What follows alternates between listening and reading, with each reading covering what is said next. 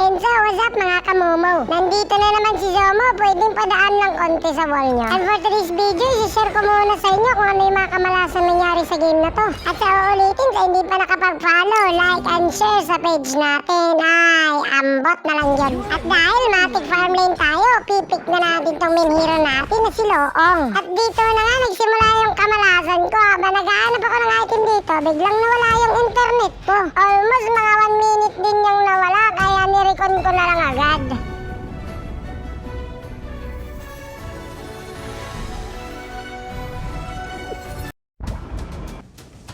At ayan na nga, pagkabalik ko, almost 2 minutes and 54 seconds na yung time. At nagrason na lang ako ng brand out dito sa amin at baka ma-report nila ako. Minsan talaga may mga ganitong pangyayari na hindi natin inaasahan. Kaya pagkadating ko dito sa lane ko, binuli ko sila agad, baka makahabol pa ako. At dito, pinasok ng butanding yung kalaban at saka yung kasama namin. Puro boom! Ay, talaga namang galing nila.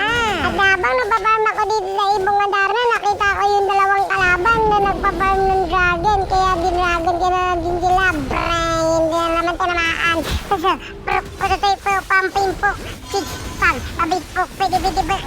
Aray, ang sakit na talaga ng kalaban. At nagkabuhay ko, nag-get na lang ako kasi nabasag na nila yung unang tore ko. Tapos grabe, nag-i-invade na yung mga kalaban dito. Pinapasok na nila yung baluarte ng jungle namin. Pati ba naman tong red monster ng jungle namin, gusto nyo kuhain, kaya to the rescue ako.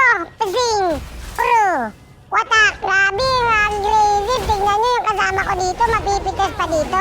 Pero hindi yan nylon para matras kami. Kaya lamaban kami dito. Pasing, pertoy. Pik-pik-pik-pik-poy. Pik-pik-pik-pik-pik. What the dragon? What the dragon? The power of the dragon. What the booty boy? What the ayun, lumabag lang ako para magpakamatay. At hindi talaga natinag yung kalaban dito. Pilit talaga nilang kuhanin tong red monsters. Kaya yun, pinalagan na namin dito. Pero di namin inasahan, pinasok kami dito. Grabe, pisi-pisi, padapim-padapup-pup-lup. Grabe, hindi na kayo naawa. Ganito talaga yung mangyayari guys pag nawalan kayo ng wifi. Dito pa lang sa bike na to, talagang tagilid na kami. Tignan nyo. Tanong pa lang namin, talagang masasakit na sila. I've no need for this power anymore.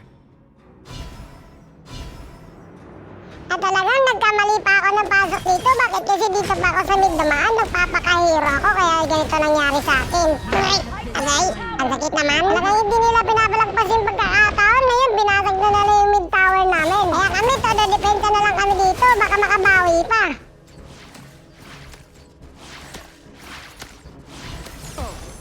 Wala na, sa bad na to, grabe na aggressive ng kalaban, pinapasok na talaga kami, kahit tore pa yan, wala na silang pakialam dyan. Kaya ganito talaga sa laro, minsan panalo, minsan talo tayo, kaya kailangan natin tanggapin itong pagkatalo. Importante, lumaban tayo. At nga pala, salamat sa mga nanonood at umabot sa video ito. At sana hindi kayo magsawang sumuporta sa page natin guys, kasi mas pagbubutihin ko yung pag-i-edit ko para hindi kayo magsawa sa panonood ng mga video ko. Salamat, yun lang, bye bye, pipipip.